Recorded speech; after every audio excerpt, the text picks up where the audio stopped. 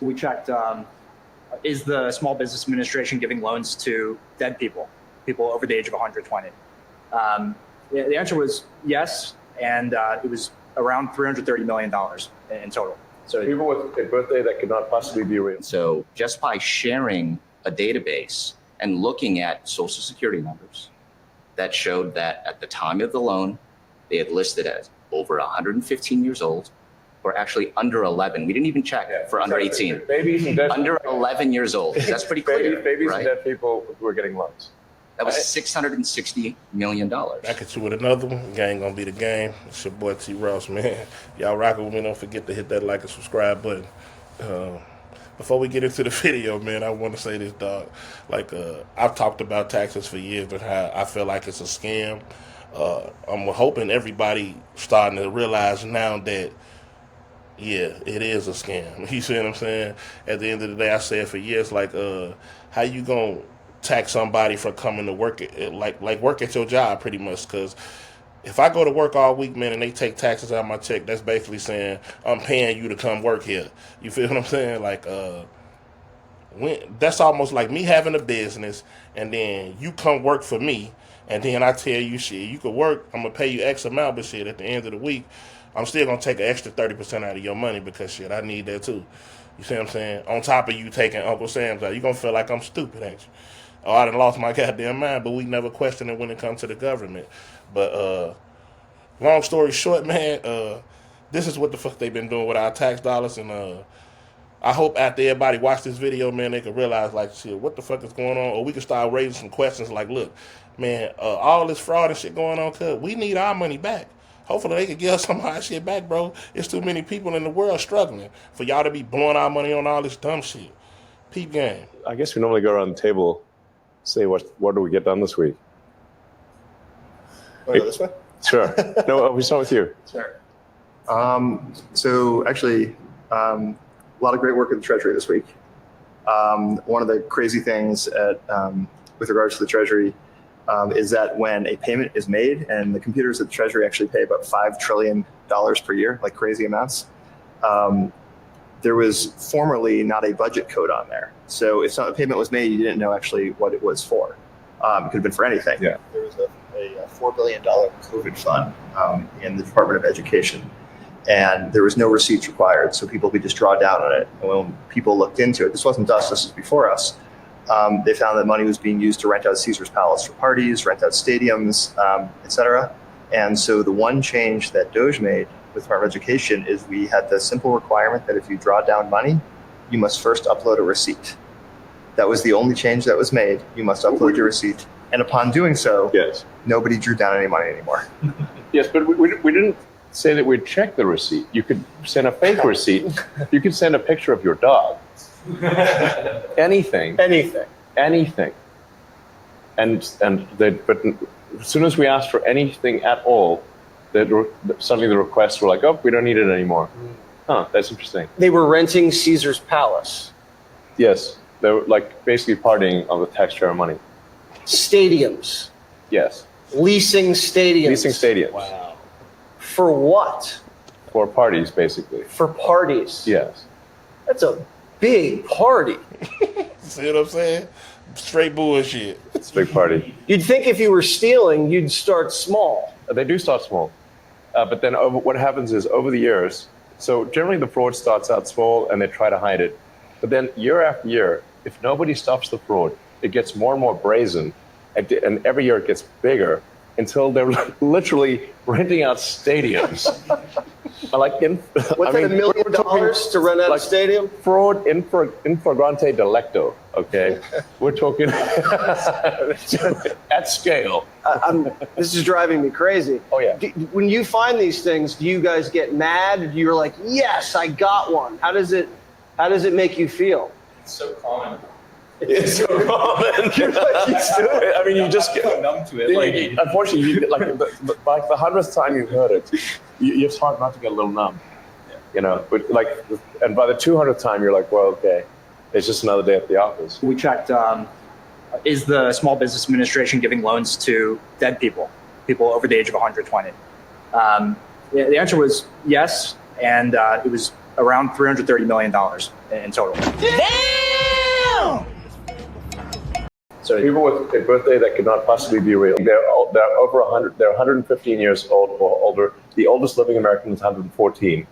So it's safe to say if anybody is in the system as 115 years or older, that is fake. So just by sharing a database and looking at social security numbers that showed that at the time of the loan, they had listed as over 115 years old, or actually under 11. We didn't even check for under 18. Babies and dead Under 11 years old. That's pretty clear. Babies right? and dead people who are getting loans. That was $660 million. Wow. And also people with birth dates in the future. What does that mean? Well, in one, I mean, I think the birth date, I think in one case was like Fetuses were getting no, not loans. even. No, really, sort of you're talking about like your great grandchildren, like with the birth date, like I think it was like 2165. So more than a century from now was the birth date. George Jetson was getting paid. Yes, because your birthday is in the future, like the far future, not like next year. Right. And this is either fraudulent or we have your birthday wrong. It's either a typo or someone stealing. Which is it? Yes. Right. Yes. You should at least ask, which is it? Do you guys feel you're getting justice and accountability? One of the, I think, extreme examples of non-accountability in some cases has occurred at some of the small agencies. I think the Inter-American Foundation, IAF, is one of the agencies we visited where, they get $50 million a year, congressional money, to give grants. These are things like, alpaca farming in Peru, improving That's a real example. Yes, that's the real description. Improving the marketability of peas in Guatemala. Really? Fruit jam, and yes. What? Yeah, and so you might expect, in the private sector, a nonprofit to give 80 to 90% of their money to grantees. In the case of IAF, that was 58%. So the other half goes towards management, travel. What we're defined exactly? I mean, to use an example is that even if you agreed with supporting alpaca farmers in Peru, well, actually, most of the money never made it out of DC. Mm-hmm. It's going into the pockets of people in the neighborhood. What percentage? And they didn't even get to Peru. Right. So what percentage do you think doesn't even get to the destination it's supposed to? I believe the GAO estimates, this is not our estimate, I believe it was on the order of only 10 to 15 cents on the dollar actually gets to the end recipient, whether you agree with that cause or not. So they're just stealing the money before it even gets anywhere. There's layers of stealing. So there's the first layer of stealing, second layer of stealing, third layer of stealing. Subcontractor, You start peeling the onion. Yeah, exactly. Contractor, subcontractor. It's like peeling an onion. And then maybe, and sometimes it's zero. Just flat, you get to the bottom of the onion, there's nothing there. So maybe no one got a sex change in Guatemala. It's possible that no one got a sex change in Guatemala. I overheard a contractor tell one of her colleagues to falsify billable hours by creating a PowerPoint to mask a delay in the onboarding process in front of me. And this is like hour zero at this agency. And so, I mean, this is just a common theme that you take a look at these contracts, you take a look at these grants, and it's veiled in noble rhetoric. It's at the top level. It sounds good. Yeah, it sounds amazing. And then you actually just follow what are the funds actually doing? Or send us a picture. Exactly. And the send us a picture request is incredibly good. Like Pixar, it didn't happen. And then they're like, and it wouldn't be that hard to just, frankly, they could search for some fake pics on the internet or get AI to generate the pics, but they don't even bother doing that. So you caught them cold billing fraud. Oh, I caught them, her advising her colleague to do this because it takes a few days to onboard. So that is being investigated right now. Yeah, I mean, generally, like these programs, these grants are going to be like along the lines of save the baby pandas. And it's like, well, of course, who wouldn't want to save the baby pandas? And in some cases, they've got a show panda, which they will trot out for special occasions. In a lot of cases, they don't even have a show panda. No panda. There's not even one panda. Because we asked for pictures, and we don't even get one panda. And it's like, well, you gotta well, that's a lot. What does $1 billion get you? It does not even get you one panda. You really want to see a baby panda? Yeah, like the Ebola money. We're like, okay, well, we agree with we shouldn't have Ebola. Where's the money going? Oh, it's going to Deloitte in DC. Like, what is an accounting firm doing with Ebola money? What has been the biggest resistance? Is there one agency? Is there one department that when you guys walk in, they all start fighting you, start hiding Wait, I thought things? you weren't going to talk. I'm sorry. I guess you can answer that question. Sure. I mean, let's. Yes, we've certainly had some battles. Battles. Yeah. I mean, who should talk about USIP? Nate. Yeah. Okay. Yeah. So there's a small agency called the United States Institute of Peace. It's definitely the agency we had the most fight at.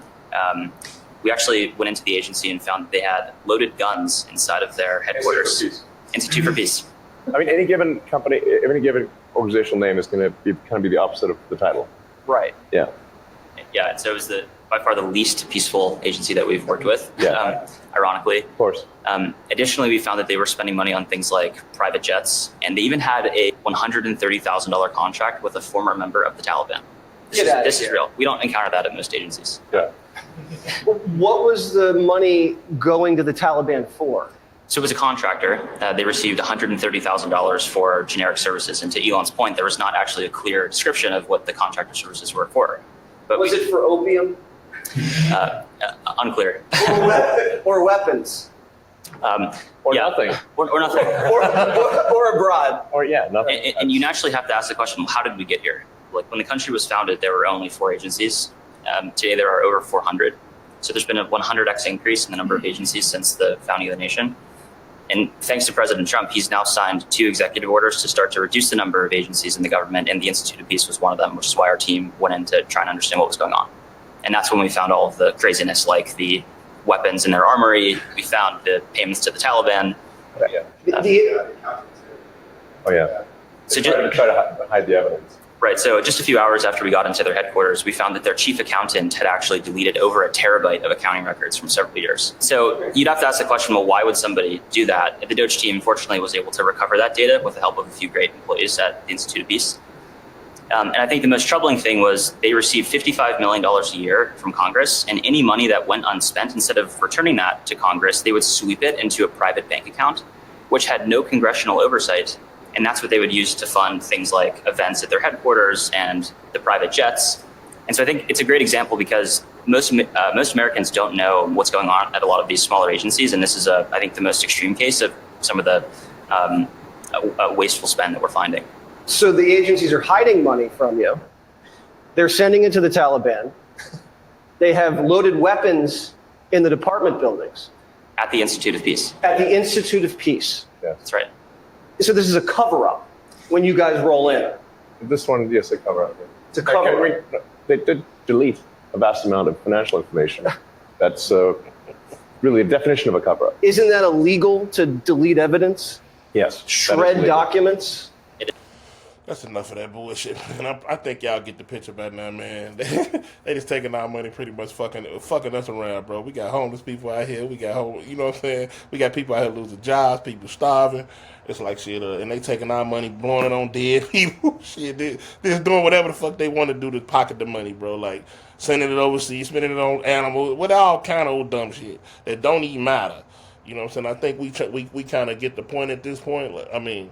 I think we kind of get the picture at this point. Now it's left up to us because I feel like the American people need to come together and start questioning the government. Like, hey, bro, it's time to start getting us some of our bread back. Straight up. We over here working hard as we can. Blood, sweat, and tears because the do everything we can in the country and goddamn, this how they treating us.